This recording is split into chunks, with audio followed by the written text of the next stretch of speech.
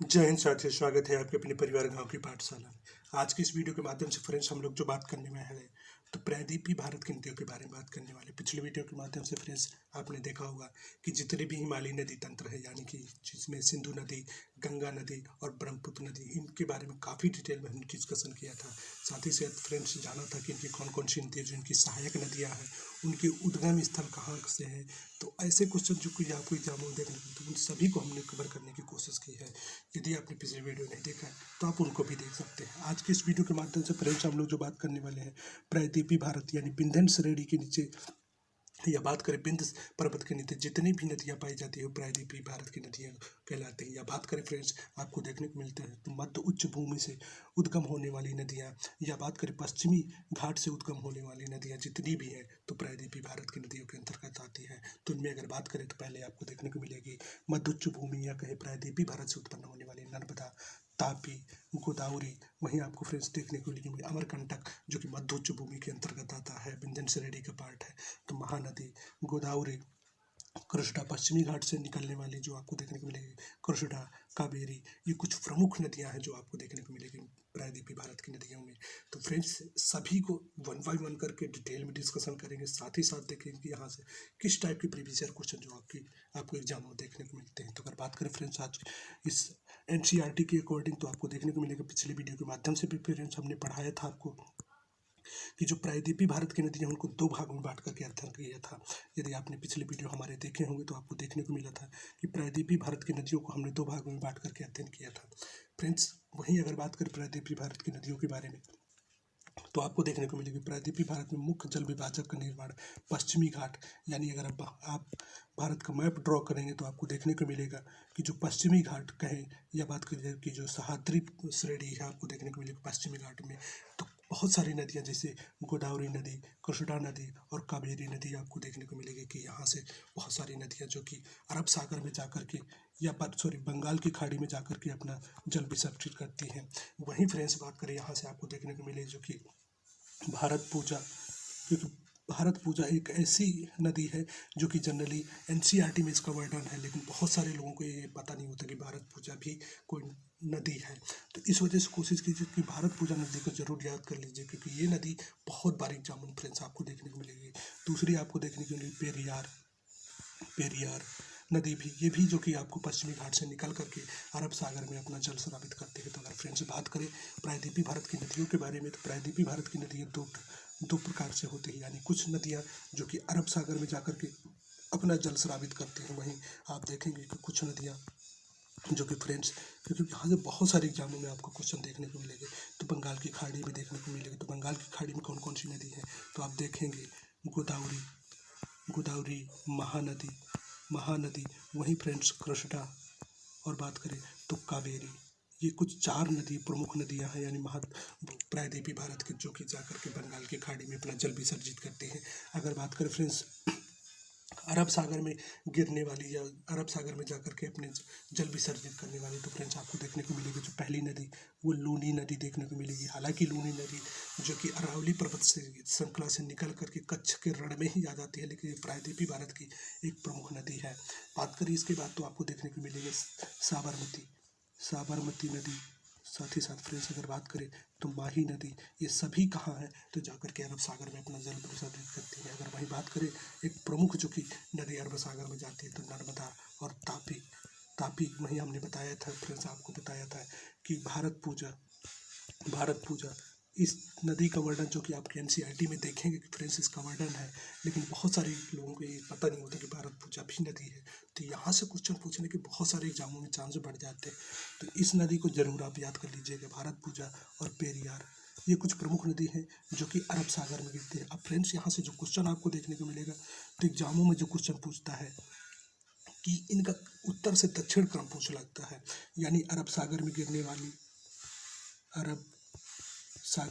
वाली प्रायद्वीपीय भारत की नदियों का उत्तर से दक्षिण, यानी उत्तर से लेकर के बात करें तो दक्षिण का क्रम पूछ लेता है कि उनको व्यवस्थित कीजिए उत्तर से दक्षिण क्रम। तो यहाँ से बहुत सारे एग्जामों में आपको क्वेश्चन प्रीवियस ईयर आप बनाए होंगे फ्रेंड्स, तो आपको देखने को मिलेगा।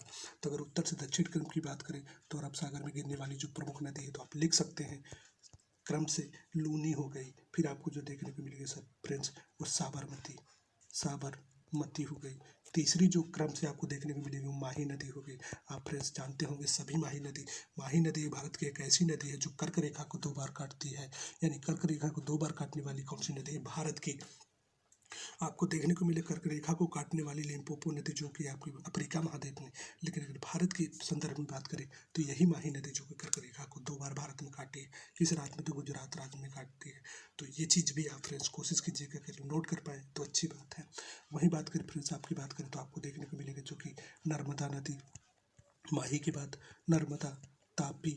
अगर वहीं बात करें फ्रेंड्स जो आपको देखने को मिलेंगे तो नेक्स्ट जो भारत पूजा, इसके उद्गम स्थल की अगर बात करें फ्रेंड्स, आप लिखना चाहे तो आप लिख सकते हैं कि इसका जो उद्गम स्थल है तो तमिलनाडु के अन्नामलाई सरेडी से इसका उद्गम स्थल है। और आकर के जो फ्रेंड्स ये अरब सागर में अपना जल विसर्जित करती है। जो चौथी आपको देखने को मिलेगी, नेक्स्ट जो देखने को मिलेगी पेरियार की बात करें तो आप सभी जानते हैं कि केरल के जो कि साइलेंट वैली नेशनल पार्क है वहाँ से, यानी साइलेंट वैली जो कि आपको देखने को मिलता है केरल की, यानी पश्चिमी भाग जो केरल का देखने को मिलता है वहाँ से उद्गम होकर के अरब सागर में जाकर के अपना जल विसर्जित करती है। तो फ्रेंड्स इनका जो उत्तर से दक्षिण क्रम है तो आप लिख सकते हैं। वही फ्रेंड्स इनसे ये भी पूछ सकता है कि इनका दक्षिण से उत्तर क्रम बताइए, तो आप पेरियार, महाभारत, साथ ही साथ अगर बात करें तो आपको देखने को मिलेगा जो तापी, नर्मदा, माही, साबरमती, लूनी। ये क्वेश्चन बहुत सारे एग्जाम में फ्रेंड्स पूछा गया, तो कोशिश अगर आप लिख पाए तो बहुत अच्छी चीज़ है, क्योंकि यहाँ से क्वेश्चन आपको देखने को मिलेगा।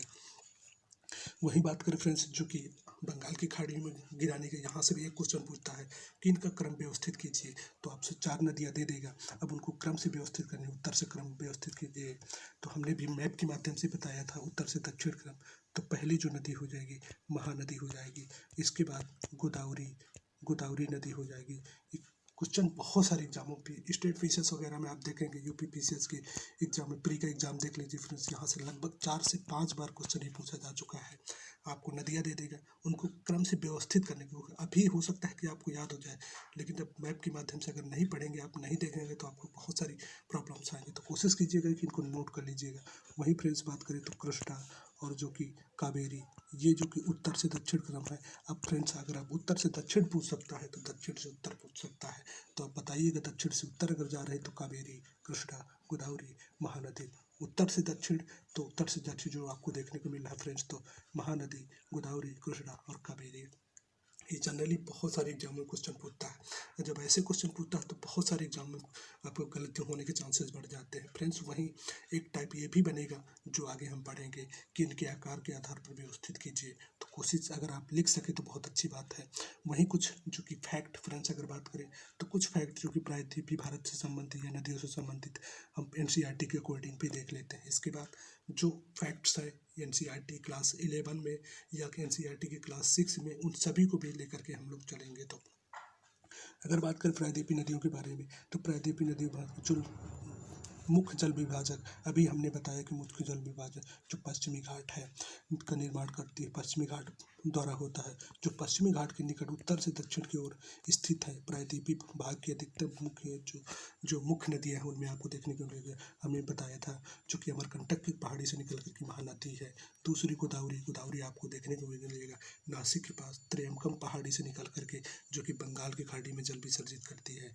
अगर बात करें वहीं कृष्णा, कावेरी जो कि पूर्व की ओर बहती है, तो ये भी आपसे पूछता है कि कौन कौन सी नदियाँ हैं प्रायद्वीपीय भारत की जो पूर्व की ओर बहती है। तो पूर्व की ओर क्या है, ये बंगाल की खाड़ी में जल विसर्जित करती है। तो इनमें से हो जाएगी महानदी, गोदावरी, कृष्णा और कावेरी, ये प्रमुख नदी हैं। अगर बात करें पश्चिम की ओर प्रवाहित होने वाली, तो आपसे ये भी पूछ सकता है तो पश्चिम की ओर प्रवाहित होने वाली कौन कौन सी, तो हमने बताया था लूनी, साथ ही साथ साबरमती, माही, नर्मदा, तापी, भारत पूजा, पेरियार, ये कुछ प्रमुख नदियाँ जो फ्रेंड्स हमने बताया था। तो आई होप ये चीज़ें आप समझ पाए होंगे। वहीं बात करें तथा बंगाल की खाड़ी में गिरती हैं, ये नदियाँ अपने मुहाने पर डेल्टा का निर्माण करती हैं। फ्रेंड्स अगर आप पिछली वीडियो तो आपने देखा होगा, तो हमने बताया था कि जब नदियाँ जितनी भी प्रायद्वीपीय भारत की नदियाँ बात करें या बात करें कि कुछ जो हिमालयी नदी आती हैं, तो जो समुद्र में मिलती हैं, जैसे ही समुद्र में मिलती हैं तो अपने द्वारा लाए गए गायद से वो एक डेल्टा यानी कि कटक का निर्माण कर लेती है। तो जो यानी डेल्टा में होता क्या है, जहाँ पर समुद्र का पानी नदी के मुहाने पर प्रवेश नहीं कर पाता है तो उसको हम कहते हैं डेल्टा। उस क्षेत्र को क्या कहते हैं, डेल्टा। जो संसार का सबसे बड़ा डेल्टा तो आप सभी जानते होंगे कि सुंदरबन का डेल्टा। कि सुंदरबन का डेल्टा सुंदरबन क्यों कहलाता है, कि वहाँ पर सुंदरी नामक वृक्ष की वजह से। तो आप बता सकते हैं कि जब समुद्र का पानी नदी के मुहाने पर प्रवेश नहीं कर पाता तो उसको डेल्टा कहते हैं। अगर वहीं फ्रेंड्स आप बात करें ज्वारनदमुख, क्योंकि यहाँ से भी कन्फ्यूजन आपको क्रिएट होगी कि ज्वारनदमुख क्या है। तो जब नदी अरब सागर में गिरने वाले जिनमें से आपको देखने को मिलेगा नर्मदा, तापी नदी है, तो इनके जो की जाती है तो ये अपने इनके अवक्षेप नहीं होते। तो इनके जो नदी के मुहाने में समुद्र का पानी यानी ज्वार का जो पानी है तो वो प्रवेश कर जाता है। तो इसकी वजह से क्या होता है कि इसकी वजह से फ्रेंड्स आपको देखने को मिलेगा कि इसे जो कि ज्वारनदमुख कहा जाता है, तो ज्वारनदमुख के नाम से जाना जाता है। तो ये आप एकदम कन्फ्यूजन क्लियर कर लीजिएगा कि ज्वारनदमुख और डेल्टा। तो आई होप कि ये चीज़ें आपको समझ में आई होगी। वहीं फ्रेंड्स अगर बात करें कुछ और पॉइंट्स के बारे में, तो वे नदियाँ अपने मुहाने पर डेल्टा का निर्माण करती हैं। पश्चिमी घाट से पश्चिम की ओर बहने वाली छोटी छोटी धाराएं होती हैं, जिनमें फ्रेंड्स आपको देखने को मिला, भी बताया नर्मदा, तापी, दो बड़ी नदियां हैं जो कि पश्चिम की तरफ बहती है और ज्वारनदमुख का निर्माण करती है। तो ज्वारनदमुख ने बताया जब समुद्र के पानी यानी जब नदी के मुहाने पर में ज्वार यानी समुद्र के ज्वार का पानी प्रवेश कर जाता है तो उसको ज्वारनदमुख कहते हैं। ये चीज़ भी आप कोशिश कीजिएगा, नोट कर लीजिएगा। वहीं फ्रेंड्स हमने बात किया प्रायद्वीपीय नदियों की अपवाह द्रोणियों के आकार में अपेक्षाकृत छोटी है। यानी आप देखेंगे कि जितनी भी हिमालयी नदियां हैं, तो हिमालयी नदियों से निकलने वाली चाहे ब्रह्मपुत्र नदी हो या गंगा नदी हो, या फ्रेंड्स अगर बात करें तो आपको देखने को मिलेगा सिंधु नदी, तो इनका जो अपवाह तंत्र था या अपवाह द्रोणी था, इस चीज़ को भी हमने आपको डिटेल में डिस्कशन किया था कि अपवाह द्रोणी कहता है। क्योंकि कुछ टर्म जो कि शुरुआत में ही हमने आपको डिस्कशन कर दिया था, जिससे कि हमने बताया भी था कि आपको ये चीज़ें बहुत सारी चीज़ें देखने को मिलेंगी। अपवाह द्रोणी, नदी बेसिन, इन सभी को फ्रेंड्स अगर आपने हमारे पिछले वीडियो देखे होंगे या फिर आप चैनल पर जाके प्लेलिस्ट बनी है एनसीईआरटी की, आप वहाँ से भी इन चीज़ों को क्लियर कर सकते हैं। तो हमने बहुत सारी चीज़ें बताई थी आपको। तो उसी में जो कि अपवाह द्रोणी है, तो जो हिमालयी नदी द्रोणियाँ हैं या हिमालयी नदियों के अपवाह द्रोणी है वो जो कि काफ़ी लंबा है अपेक्षाकृत जो कि नर्मदा द्रोणी। तो नर्मदा द्रोणी की यानी नर्मदा नदियाँ जो है, या बात करें प्रायद्वीपीय भारत की जो नदी है, तो उनसे जो कि अपवाह तंत्र अगर बात करें तो हिमालयी नदी का अपवाह तंत्र थोड़ा लंबा है, थोड़ा सा बात करें तो चौड़ा है। अगर बात करें फ्रेंड्स वहीं कुछ प्रमुख किनारे तो आपको देखने को मिलेगा जो पहली नदी, या बात करें उच्च भूमि, या बात करें प्रायद्वीपीय भारत की उच्च भूमि, या बात करें कि अमरकंटक की पहाड़ी से जो नर्मदा नदी निकलती है, तो आप सभी जानते हैं कि विंध्य श्रेणी के जो अमरकंटक से तो नर्मदा नदी निकलती है। तो वहीं एनसीईआरटी के अकॉर्डिंग अगर देखें फ्रेंड्स तो नर्मदा का उद्गम स्थल मध्य प्रदेश में अमरकंटक की पहाड़ी के निकट है।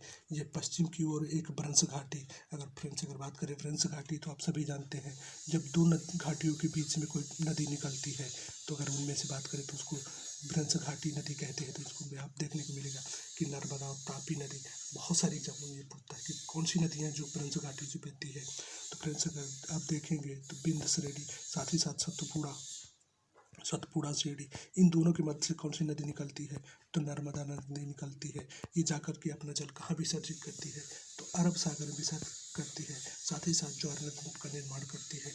तो ये चीज़ आप समझ पाए होंगे कि ब्रंश घाटी क्या है। ब्रंश घाटी जब दो पहाड़ियों के बीच से कोई पतली नदी निकलती है तो उसे क्या कहते हैं, तो ब्रंश घाटी से बहने वाली नदी। इनमें कौन कौन सी है, नर्मदा और तापी नदी है। आप देखेंगे कि जो सतपुड़ा, साथ ही साथ अगर बात करें तो अजंता घाटी के बीच से एक नदी निकलती है जिसे हम तापी के नाम से जानते हैं, तापी कहे या ताप्ती नदी, वो भी जाकर के कहाँ, तो अरब सागर में जल विसर्जित करती है। यानी सतपुड़ा रेंज, साथ ही साथ जो फ्रेंड्स आपको देखने को मिलेगा अजंता, इन दोनों के मध्य से एक नदी और निकलेगी जो ताप्ती आपको आगे देखने को मिलेगी।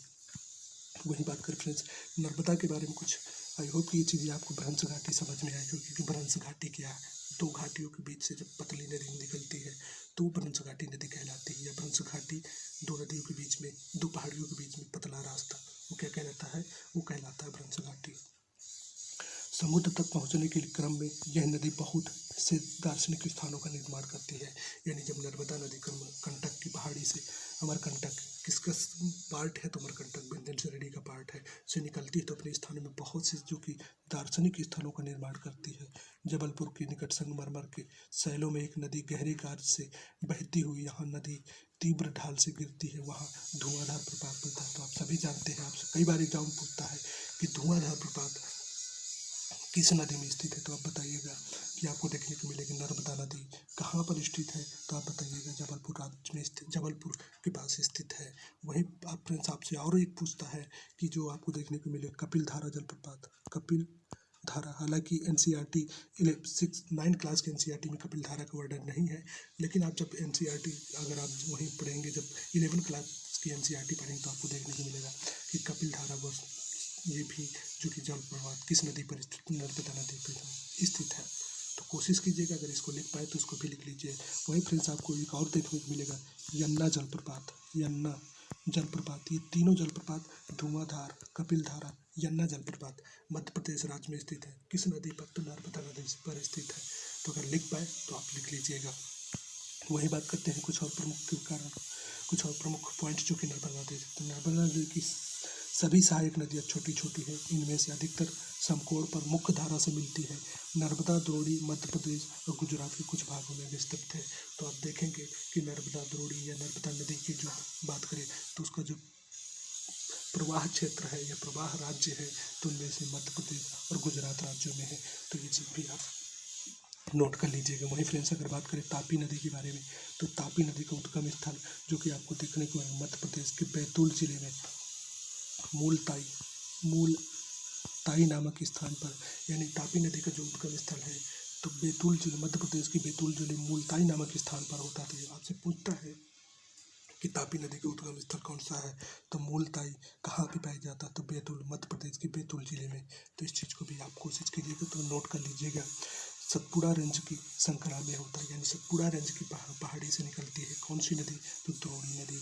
कौन से स्थान पे, मूलताई। किस राज्य में, मध्य प्रदेश। किस जिले में, बैतूल जिले में। ये चीज़ भी आप कोशिश कीजिए, छोटे छोटे पॉइंट, छोटा सा पॉइंट बनाइएगा एक कॉलम और वहाँ पर लिख लीजिएगा तापी नदी उद्गम स्थल। साथ ही साथ बात करें किस जिले में, किस जगह पे, तो ये क्वेश्चन आपको जनरली एग्जामों में देखने को मिलेंगे। अगर बात करें फ्रेंड्स वहीं नेक्स्ट पॉइंट के बारे में, यह भी नर्मदा के समांतर एक भ्रंश घाटी से बहती था। अभी हमने बताया था भ्रंश घाटी, दो पहाड़ियों के बीच से पतली जब नदी निकलती है तो भ्रंश घाटी भी यानी का निर्माण करती है, जिसमें आपने देखना था सतपुड़ा, और अगर बात करें तो आपको देखने को मिला अजंता। इन दोनों के मध्य से निकलती है कौन सी नदी, तो तापी नदी निकलती है। तो इस चीज़ को भी आप नोट कर लेते। भ्रंश घाटी, दो पहाड़ियों के बीच में से पतले हो रास्ते से जब कोई नदी निकलती है तो वो क्या कहती है, तो भ्रंश घाटी की नदी कहलाती है। अगर बात करें, लेकिन इसकी लंबाई बहुत कम है। इसकी द्रोणी मध्य प्रदेश, गुजरात, महाराष्ट्र राज्य में है। अरब सागर तो पश्चिम घाट के बीच का तटीय मैदान बहुत अधिक संकीर्ण है, इसलिए तटीय मैदानों की, जो तटीय नदियों की अगर बात करें तो लंबाई बहुत कम है। पश्चिम की ओर बहने वाली मुख्य नदियाँ आपको देखने को मिला, अभी हमने बताया था साबरमती, माही, भारत पूजा और पेरियार। हमने बताया था आपको फ्रेंड्स कि भारत पूजा जो कि आपकी बहुत जगह पर, ये बहुत कम क्वेश्चन आपको देखने को मिलेगी, लेकिन भारत पूजा जो कि एक नदी है इसका भी वर्णन NCERT में दिया गया है। तो बहुत सारे एग्जामों में यहाँ से आने की संभावना बढ़ सकती है। तो सब चीज़ भूल जाइएगा लेकिन भारत पूजा नदी को मत भूलिएगा, क्योंकि यहाँ से आपको एग्जाम पूछ सकता है, क्योंकि ये नदी जनरली बहुत कम लोगों को पता होती है। साथ ही साथ जब पेपर बनेंगे तो यहाँ से क्वेश्चन पूछने की बहुत सारी संभावनाएं होती हैं। साथ ही साथ वहीं फ्रेंड्स आप सभी जानते हैं कि जनरली जो लोगों को पता होता है तो वो क्या पता हो कि नर्मदा ताप्ती नदी है जो कि अरब सागर में जाते हैं, जबकि आपको देखने को मिला है साबरमती, माही, भारत पूजा, पेरियार। वहीं एक और नदी आपको देखने को मिली शरावती नदी, आप पढ़ेंगे तो आपको देखने को मिलेगी शरावती नदी। ये भी जो कि कहाँ जाती है, तो अरब सागर में जाकर के फ्रेंड्स जहाँ नजर विसर्जित करती है। इसकी विशेषता के बारे में बात करते हो, आप सभी जानते हैं भारत का सबसे बड़ा जलप्रपात जो कि जोग कहे या सरगप्पा, गरसप्पा, जोग फ्रेंड्स शरावती नदी पर आपको देखने को मिलेगा गरसप्पा या कहे महात्मा गांधी जलप्रपात जो कि भारत का सबसे बड़ा जलप्रपात है। किस नदी पर, तो शरावती नदी पर। तो यानी अगर बात करें अरब सागर में गिरने वाली नदियों के बारे में, तो लूनी, माही, साबरमती, नर्मदा, ताप्ती, भारत पूजा और पेरियार, साथ ही साथ शरावती नदी, ये कुछ प्रमुख नदी है जो कि जाकर के यहाँ जल विसर्जित करती है, तो अरब सागर में जल विसर्जित करती है। वही बात करें अब कुछ प्रमुख नदी जो कि बंगाल की खाड़ी में जब बात करें या पूरब की ओर बहने वाली बंगाल की खाड़ी में जल विसर्जित करने वाली, या बात करें तो पश्चिमी घाट से निकलने वाली नदियाँ, तो ये भी कुछ 3 टाइप से यहाँ क्वेश्चन पूछ सकता है कि कौन सी नदियाँ हैं जो कि पूरब की ओर बह करके जंगल प्रायद्वीपी भारत की जाकर के बंगाल की खाड़ी में अपना जल विसर्जित करती हैं, तो उनमें गोदावरी नदी है। कौन सी नदियाँ हैं जो कि पश्चिमी घाट से निकल करके यानी यहाँ को बंगाल की खाड़ी में जल विसर्जित करती है, तो उनमें गोदावरी नदी है। कौन सी नदियाँ हैं जो कि पश्चिमी घाट से निकल करके, या बात करें प्रायद्वीपी भारत की, जो कि आपको देखने को मिलेगा कि बंगाल की खाड़ी में जल विसर्जित करती है, तो यानी गोदावरी नदी है। तो ये 3 टाइप से क्वेश्चन आपको एग्जाम में पूछ सकता है। अगर बात करें फ्रेंड्स गोदावरी नदी के बारे में, तो गोदावरी सबसे बड़ी प्रायद्वीपी भारत की सबसे बड़ी नदी पूछे तो गोदावरी नदी, यह महाराष्ट्र के नासिक के त्र्यंबकम पहाड़ी से इसका उद्गम स्थल है। तो आपसे कई बार पूछता है कि गोदावरी नदी का उद्गम स्थल कौन सा है, तो आप बताइए कि गोदावरी नदी की उद्गम तो महाराष्ट्र के पास त्र्यंबकम पहाड़ी यानी नासिक जिले में त्र्यंबकम पहाड़ी पाई जाती है, जहाँ से इसका उद्गम स्थल है। पश्चिमी घाट की ढालों से निकलती है, इसकी लंबाई लगभग अगर बात करें तो आपको देखने को मिलेगी 1500 किलोमीटर। फ्रेंड्स आप सभी जानते हैं कि प्रायद्वीपी भारत की अगर नदियों की विशेषता के बारे में हम बात करें, ताकि यहाँ से और जो कन्फ्यूजन आपको क्रिएट हो तो वो भी क्लियर हो जाए, क्योंकि यहाँ से क्वेश्चन पूछेगा। तो प्रायद्वीपी भारत नदियों की विशेषताओं के बारे में कुछ क्वेश्चन आपको देखने को मिलेंगे। तो प्रायद्वीपी भारत की नदियों की विशेषताओं की बात करें तो ये सभी नदियाँ किस अवस्था में है, तो वृद्धावस्था में है। वृद्धावस्था, क्योंकि बहुत सारे एग्जाम में यहाँ से क्वेश्चन आपको देखने को मिलेगा। यू आकार की घाटी का निर्माण करती हैं, यू आकार की घाटी का निर्माण करती हैं। अगर वहीं बात करें तीसरा जो पॉइंट है, तो इनका जो अपवाह प्रतिरूप है, अपवाह प्रतिरूप है फ्रेंड्स, तो इसका अपवाह जो प्रतिरूप है तो आपको देखने को मिला जालीनुमा है। हमने आपको पिछले वीडियो के माध्यम से पढ़ाया था कि जालीनुमा अपवाह प्रतिरूप कौन सा है, वृक्षनुमा अपवाह प्रतिरूप कौन सा है, किन किन नदियों का अपवाह है। तो हमने आपको बताया था जो प्रायद्वीपी भारत की नदी, जितनी भी प्रायद्वीपी भारत की नदियाँ हैं, वो चाहे नर्मदा हो, चाहे ताप्ती हो, गोदावरी हो, कृष्णा हो, कावेरी हो, उन सभी में किस प्रकार का अपवाह पाया जाता है। तो वो फ्रेंड्स हमने बताया था कि सभी नदियाँ जो कि यानी कि बड़े बड़े इनके रास्ते में, यानी अपवाह के रास्ते में इनके बड़े बड़े पत्थर पड़ते हैं। तो यह बात करें बड़े बड़े रेंज पड़ते हैं, यानी पर्वत पड़ते हैं, तो ये कहीं ना कहीं एक जाली का आकार का निर्माण करती है। तो इस प्रकार की जो अपवाह प्रतिरूप होता है वो जालीनुमा अपवाह प्रतिरूप कहलाता है। तो ये चीज़ भी हमने आपको बहुत इन चीज़ों को क्लियर किया था। वही बात करें फ्रेंड्स, तो आप सभी जानते हैं कि जो प्रायद्वीपी भारत की नदियाँ हैं जो वर्षा पर आधारित नदियाँ हैं। तो ये कुछ बेसिक इन्फॉर्मेशन जो कि प्रायद्वीपी भारत एग्जाम में पूछता है, स्टेट पीसीएस एग्जाम में दीजिए तो आपको पूरा फैक्ट दे देगा और पूछेगा कि इनका क्रम व्यवस्थित कीजिए, ये कौन सा कथन सही है या गलत है। तो ऐसे क्वेश्चन पूछता है। तो आप वृद्धावस्था में है जो करके घाटी बनाती हैं, इनका अपवाह प्रतिरूप जालीनुमा है।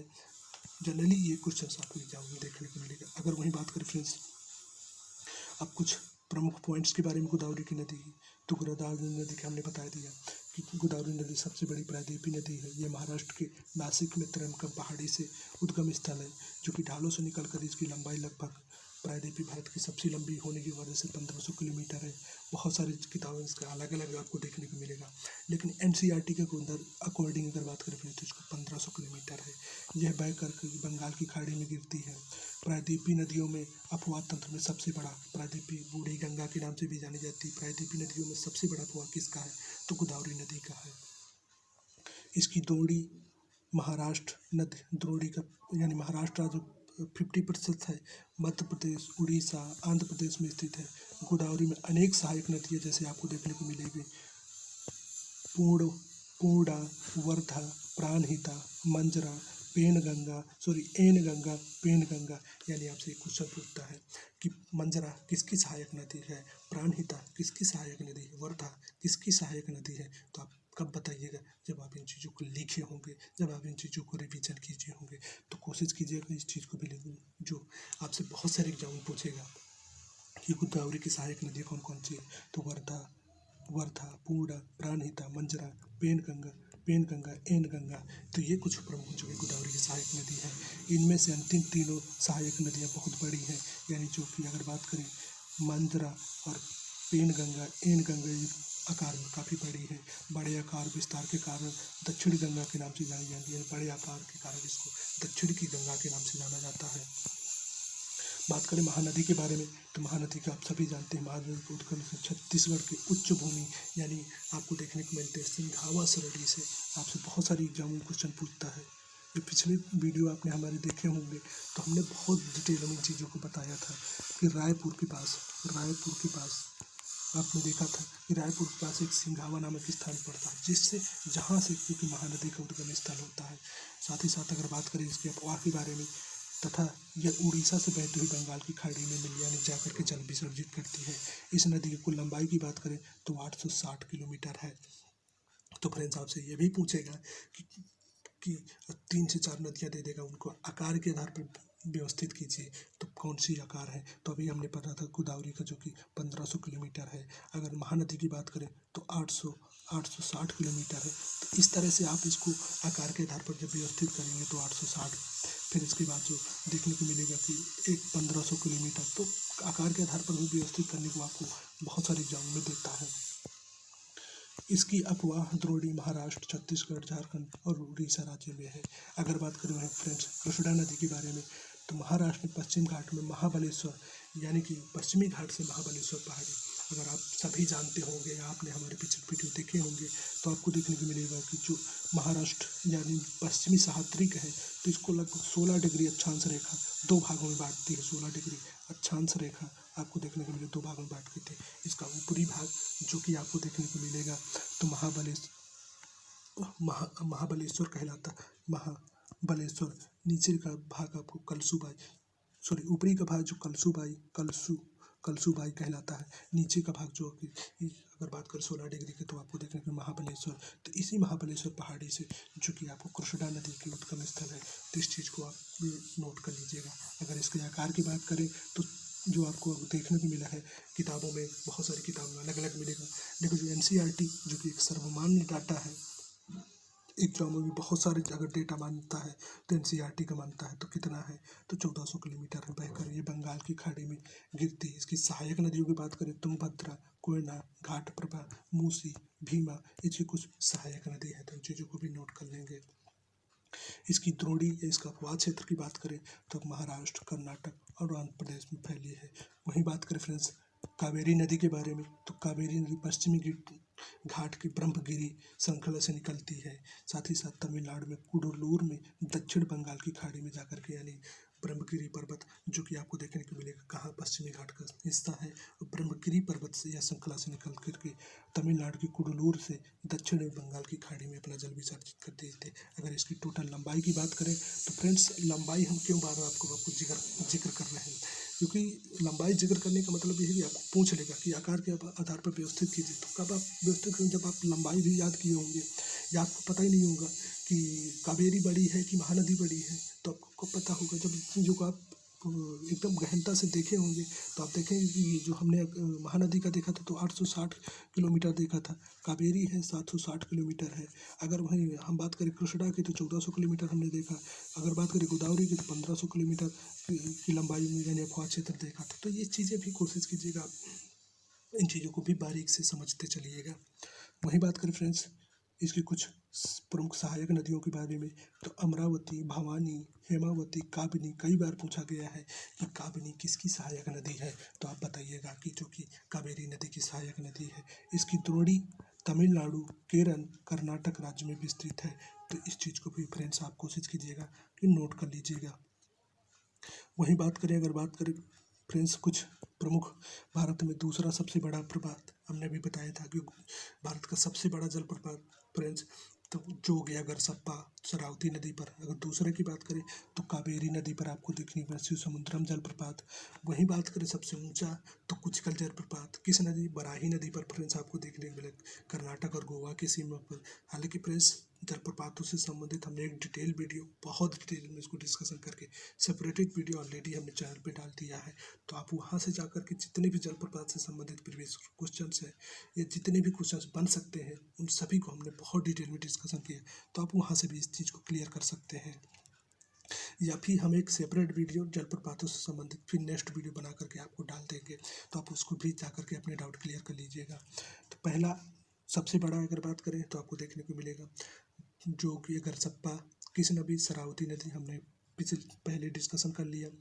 इसके बाद दूसरा शिव समुद्रम कावेरी नदी पर। अगर सबसे ऊंचा बात करें तो बराही नदी पर स्थित कुचकल जलप्रपात। सबसे आपको देखने को मिलेगा चित्रकूट जलप्रपात बहुत सारा पूछता है किस नदी पर है, तो इंद्रावती नदी किस राज्य में है, छत्तीसगढ़ राज्य में है। तो ये भी आपको जनरल क्वेश्चन में देखने को मिलेगा। तीन चीज़ों को भी आप नोट कर सके तो कर लीजिएगा। आपसे पूछ रहा है कि भारत का सबसे बड़ा जलप्रपात, अभी हमने बताया जो हो गया करसप्पा जलप्रपात। बात करें इन नदियों के अतिरिक्त कुछ छोटी छोटी नदियां पूर्व की तरफ बहती है, जिनमें दामोदर, ब्राह्मणी, बैतरणी तथा स्वर्णरेखा कुछ महत्वपूर्ण है। तीन चीज़ों को भी आप नोट कर लीजिए कि दामोदर नदी अगर बात करें फ्रेंड्स आपको देखने को मिलेगा कि छोटा नागपुर पहाड़ से निकल कर उसकी सहायक नदी ब्राह्मणी, बैतरणी, स्वर्णरेखा भी नदी आपको देखने को मिलेगा। स्वर्णरेखा पे फ्रेंड्स अगर बात करें तो आपको देखने को मिलेगा हुंडरू जलप्रपात, हुंडरू हुंडरू जलप्रपात जो कि स्वर्णरेखा नदी पर किस राज्य में बहती है, तो झारखंड राज्य में आपको देखने को मिलेगा। तो इस चीज़ को भी कोशिश कीजिएगा कि नोट कर लीजिएगा। तो आई होप कि ये चीज़ें आपको एकदम क्लियर होंगी। नेक्स्ट वीडियो के माध्यम से हम लोग जो पढ़ेंगे फ्रेंड्स तो झीलें पढ़ेंगे। तो झीलों पढ़ने के लिए हालांकि ये सेपरेटेड वीडियो हमने ऑलरेडी झीलों से संबंधित डाल दिया है, आप चाहें तो उससे दे सकते हैं। अगले वीडियो के माध्यम से हम लोग झीलों से संबंधित जितने भी महत्वपूर्ण फैक्ट्स हैं एक वीडियो के माध्यम से कवर कर लेंगे। तो फिलहाल आज की वीडियो की इतना ही रखते हैं, जिससे कि प्रायद्वीपीय भारत नदियों से संबंधित एक ही वीडियो में सारा फैक्ट रहे, ताकि आपको देखने में असुविधा ना हो। वहीं फ्रेंड्स अगर बात करें तो आप हमारे एनसीईआरटी सीरीज को फॉलो कर सकते हैं। आप चैनल पे प्लेलिस्ट बनी है एनसीईआरटी की, जिसमें हमने 9th क्लास की एनसीईआरटी से शुरुआत की है, तो उसको आप जाकर के पूरी देख लीजिए, जिससे कि आपसे संबंधित जितने भी क्वेश्चन हैं या प्रीवियस ईयर क्वेश्चन उन सभी को एकदम पकड़ पाइएगा। तो आज की वीडियो में पसंद आया हो तो वीडियो को लाइक कीजिएगा, एक प्यारा सा कमेंट कीजिएगा। तो आज की वीडियो में फिलहाल इतना ही, मिलते हैं नेक्स्ट वीडियो में। तब तक के लिए जय हिंद, जय भारत।